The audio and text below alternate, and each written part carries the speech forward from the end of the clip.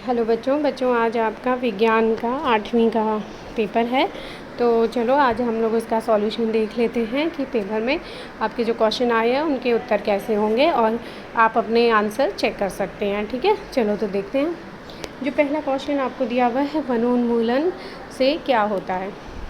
तो देखें, इसमें वनोन्मूलन मतलब पौधों को काटना, वनों को काटना, तो उससे पृथ्वी के ताप में भी वृद्धि होती है, प्रदूषण के स्तर में भी वृद्धि होती है। तो आपका ऑप्शन जो ग है, क और ख दोनों वाला सही है। ठीक है, तो इसके बाद अगला क्वेश्चन देखते हैं। अगले क्वेश्चन में लिखा हुआ है, मोमबत्ती के जलने पर क्या होता है। तो मोमबत्ती के जलने पर दहन होता है। ठीक, तो इसके बाद अगला क्वेश्चन देखते हैं। अगला क्वेश्चन जो तीसरा क्वेश्चन आपका दिया हुआ है, देखें कि प्राकृतिक संसाधन कहाँ से प्राप्त होते हैं। तो प्राकृतिक संसाधन जो हमें प्रकृति से मिलते हैं, तो देखें सूर्य का प्रकाश भी हमें प्रकृति से मिलता है, वायु भी मिलती है प्रकृति से, खनिज, पेट्रोलियम, कोयला, वन और वन्यजीव, ये सभी हमें प्रकृति से मिलते हैं। तो इसका आंसर आपका उपरोक्त सभी हो जाएगा। ठीक है, तो इसके बाद अगला क्वेश्चन जो है बच्चों आपका है, सूक्ष्म जीव कितने प्रकार के होते हैं। तो सूक्ष्म जीव 4 प्रकार के होते हैं, मुख्यतः ये 4 प्रकार के ही होते हैं। ठीक है, इसके बाद अगला है मलेरिया रोग के वाहक का नाम। तो ये हो गया मादा एनाफिलीज मच्छर। ठीक है, इसके बाद अगला देखते हैं।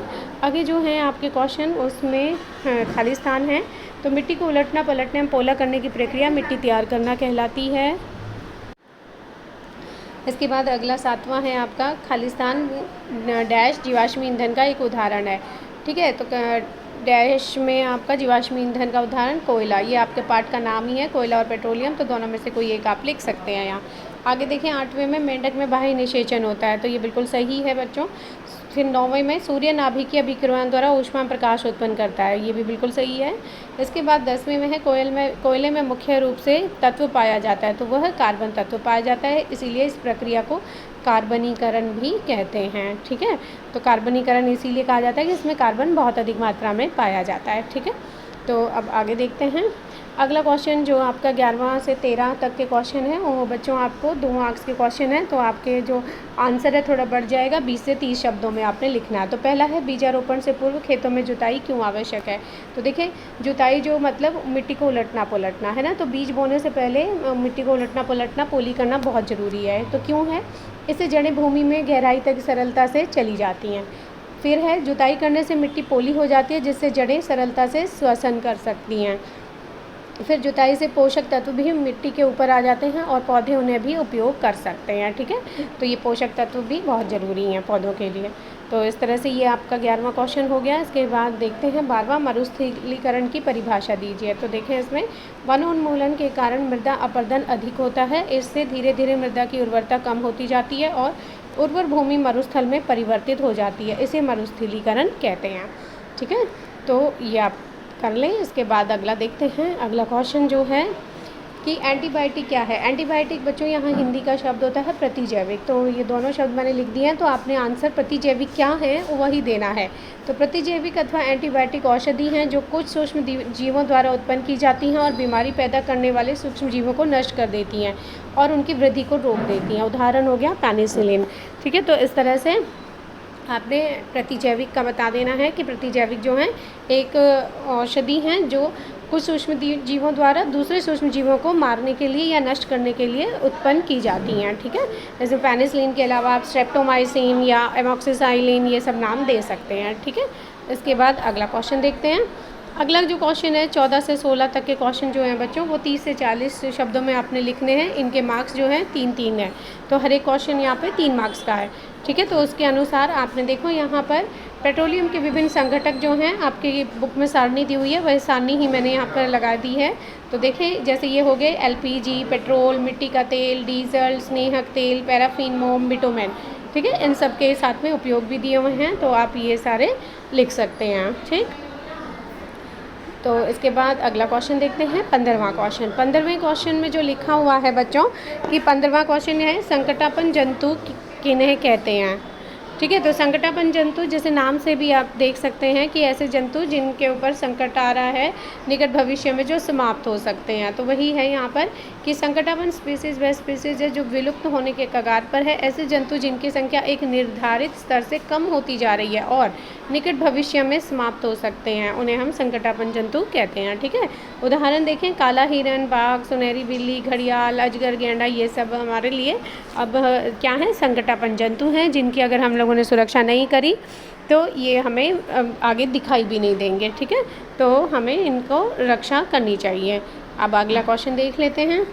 16वां क्वेश्चन है आपका कि कागज़ बहुत सरलता से आग पकड़ लेता है परंतु वही कागज़ एल्युमिनियम के चारों तरफ लपेटने पर ऐसा नहीं करता, कारण स्पष्ट कीजिए। तो देखें, जो कागज़ जो है उसका ज्वलन ताप बच्चों बहुत कम होता है, इसलिए वो जल्दी आग पकड़ लेता है, परंतु एल्युमिनियम का ज्वलन ताप जो होता है वह बहुत अधिक होता है, वह अधिक होता है मतलब, तो इसलिए कागज़ जो है वह उसके चारों तरफ लपेट देंगे तो जल्दी से आग नहीं पकड़ेगा। तो आंसर देखते हैं। एल्युमिनियम के चारों तरफ कागज़ का टुकड़ा लपेटने से कागज़ आग नहीं पकड़ता क्योंकि चालन के माध्यम से ऊष्मा एल्युमिनियम से स्थानांतरित हो जाती है और कागज़ का ज्वलन ताप नहीं पहुंच पाता है। ठीक है। तो इसलिए वहाँ पर जो ज्वलन ताप किस तक का पहुंचना ज़रूरी है, एल्युमिनियम तक का, तभी वह कागज़ जलता है। ठीक। तो आगे देखते हैं 17 से 19 जो क्वेश्चन है बच्चों, ये आपके 50 से 60 शब्दों में आपने आंसर देना है। ये 5 नंबर के आपके क्वेश्चन हैं। ठीक है। तो सबसे पहला तो इसमें मोमबत्ती की ज्वाला का चिन्हित चित्र बनाइए।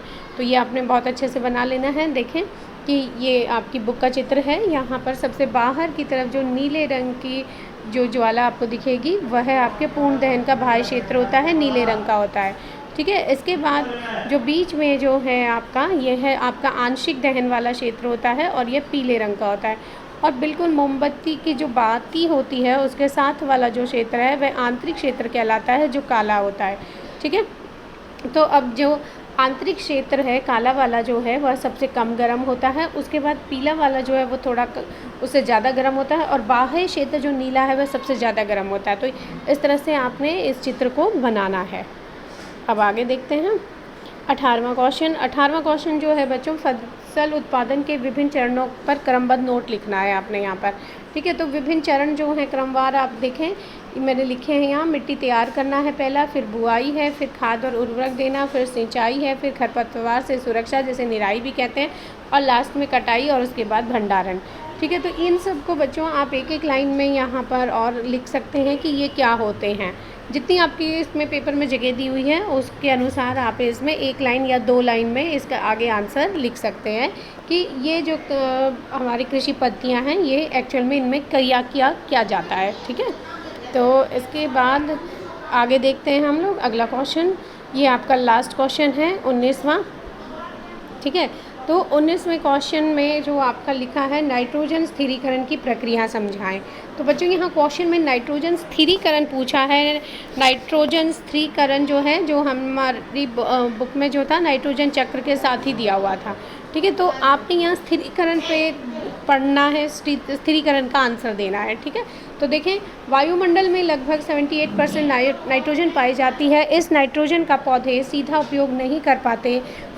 ठीक है। तो जब वो पौधे उसका सीधा उपयोग नहीं कर पाते तो वो उपयोग कैसे होती है, तो उसके लिए देखें फलीदार पौधे, ये फलीदार शब्द लिखा है बच्चों, फलीदार इस तरह से लिखा जाता है। फलीदार पौधे जो होते हैं तो वह पौधे जो हैं बच्चों उनकी जड़ों में नीचे गांठें होती हैं जिनमें राइजोबियम नाम का जो जीवाणु होता है वो रहता है। ठीक है। ये जीवाणु जो होता है ये वायुमंडल के नाइट्रोजन को लेकर उसको स्थिर करता है नाइट्रोजन के यौगिकों में, नाइट्रेट में मतलब बदलता है। जो नाइट्रेट में जब ये बदलता है उस नाइट्रेट को पौधे ले लेते हैं, मतलब उसको पौधे अवशोषित कर सकते हैं, जो वायुमंडल की नाइट्रोजन है उसको नहीं कर सकते हैं। ठीक है। तो इसलिए ये राइजोबियम बहुत ही महत्वपूर्ण कार्य करता है पौधों को नाइट्रोजन स्थिरीकरण का। ठीक।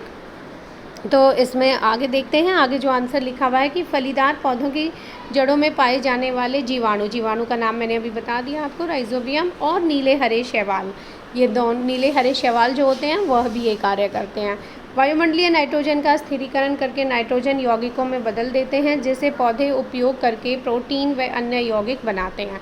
तो देखो बच्चों, प्रोटीन जो होता है वो तुम सब बच्चों की उम्र में बहुत ज़रूरी होता है। तो वो प्रोटीन कैसे बन रहा है पौधों में? वह प्रोटीन कहाँ से आ रहा है? नाइट्रोजन की जब उन्हें मिलता है तब।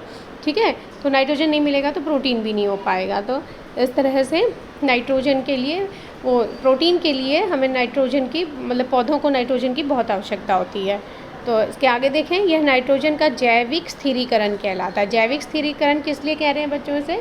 जैविक स्थिरीकरण क्योंकि इसमें क्या होता है कि जीव जो हैं, जैसे राइजोबियम जीवाणु और नीले हरे शैवाल जो हैं, वो वायुमंडलीय नाइट्रोजन का स्थिरीकरण करते हैं। तो इसलिए इसे जैविक स्थिरीकरण कहते हैं। इसके अलावा वायुमंडल में जो बिजली चमकती है, आपने देखा होगा, बिजली मतलब तड़ित का जो विसर्जन होता है, वहाँ भी नाइट्रोजन का स्थिरीकरण होता है। ठीक है, तो उसको वायुमंडलीय नाइट्रोजन स्थिरीकरण कहते हैं। क्या कहते हैं उसको? वायुमंडलीय नाइट्रोजन स्थिरीकरण। तो वह क्या होती है, वह भी देखो यहाँ आंसर में लिखा हुआ है, एक बार इसे देख लेते हैं। इसी तरह वायुमंडल में तड़ित विसर्जन के समय नाइट्रोजन और ऑक्सीजन मिलकर नाइट्रेट बनाते हैं, जिसे वायुमंडलीय नाइट्रोजन स्थिरीकरण कहते हैं। तो इस तरह से बच्चों आप ये इसका आंसर दे सकते हैं कि नाइट्रोजन का जैविक स्थिरीकरण के बारे में लिख दें और वायुमंडलीय नाइट्रोजन स्थिरीकरण के बारे में लिख दें, तो आपका आंसर पूरा हो जाता है। तो बच्चों ये आपका पूरे का पूरा पेपर भी पूरा कंप्लीट हो गया है। तो जिन बच्चों ने पेपर अपना अच्छे से करा होगा, मुझे उम्मीद है अपने सभी बच्चे आंसर मिला लें, और जिन बच्चों ने अभी तक चैनल सब्सक्राइब नहीं किया है वो चैनल को सब्सक्राइब भी कर लें, क्योंकि आपके जो पेपर हैं अभी सभी पेपर्स के सैम्पल पेपर और साथ में उनका सॉल्यूशन आपको यहाँ प्रोवाइड किया जाएगा। ठीक है, धन्यवाद बच्चों।